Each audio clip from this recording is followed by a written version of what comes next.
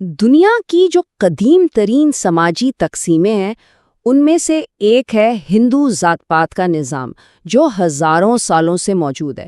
تو چلیے آج ہم اس کی بنیادی ساخت کو سمجھتے ہیں کہ یہ آخر ہے کیا اور کام کیسے کرتا ہے۔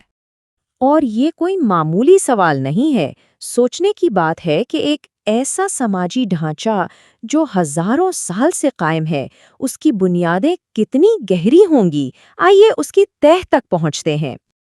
اچھا، اس نظام کو سمجھنے کے لیے ہم سب سے پہلے جانیں گے کہ ذات پات کا نظام آخر ہے کیا، پھر اس کے 4 اہم ورن دیکھیں گے۔ ہم ان گروہوں پر بھی بات کریں گے جو اس درجہ بندی سے باہر ہیں، اور پھر کرما اور دھرما جیسے تصورات کو سمجھیں گے جو اسے سہارا دیتے ہیں، اور آخر میں اس پورے ڈھانچے کا خلاصہ کریں گے۔ تو سب سے پہلا سوال، آخر یہ ذات پات کا نظام ہے کیا؟ دیکھیں، اس نظام کو سمجھنے کے لیے 2 باتیں بہت اہم ہیں۔ پہلی، یہ ایک درجہ بندی ہے، یعنی سماج میں سیڑھیوں کی طرح اونچ نیچ کا ایک سسٹم ہے۔ اور دوسری، جو کہ سب سے اہم بات ہے، وہ یہ کہ کسی کی جگہ اس کی پیدائش سے طے ہوتی ہے۔ روایتی طور پر اس کا مطلب یہ تھا کہ کوئی جس سماجی طبقے میں پیدا ہوا، اس کی زندگی اسی کے دائرے میں گزرے گی۔ اس پورے ڈھانچے کی جو بنیاد ہے نا، وہ ایک تصور پر ہے جسے ورن کہا جاتا ہے۔ ورن کو یوں سمجھ لیں کہ یہ سماج کے وہ 4 بڑے ستون ہیں جن پر یہ پوری عمارت کھڑی ہے۔ تو پھر سوال یہ ہے کہ یہ 4 ورن کون سے ہیں؟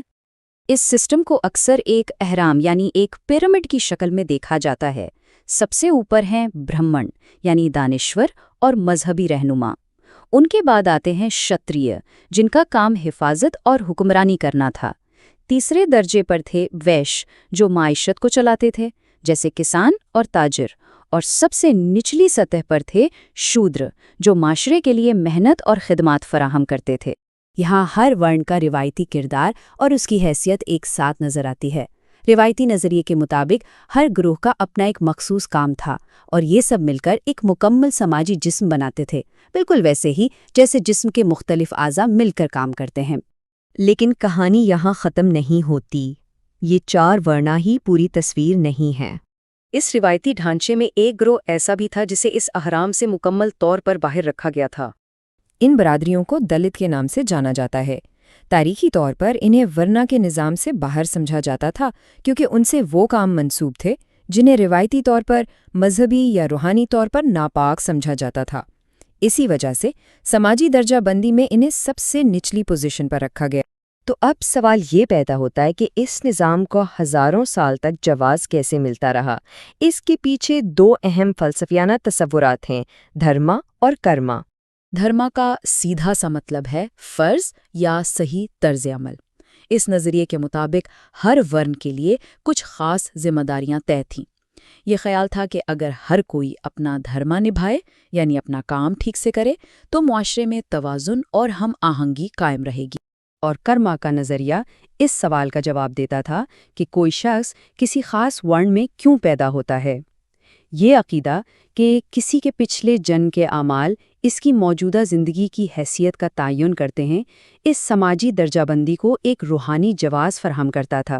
تو آئیے اب تک ہم نے جو کچھ بھی سمجھا، اس کے اہم نکات کو ایک ساتھ سمیٹتے ہیں۔ خلاصہ یہ ہے کہ یہ نظام 4 ستونوں پر کھڑا ہے۔ پہلا، یہ اونچ نیچ پر مبنی ہے۔ دوسرا، کسی کی جگہ پیدائش سے طے ہوتی ہے۔ تیسرا، روایتی طور پر ہر گروہ کا کام بھی مخصوص تھا۔ اور چوتھا، اس سب کو دھرما یعنی فرض کے مذہبی تصور سے جوڑا گیا تھا۔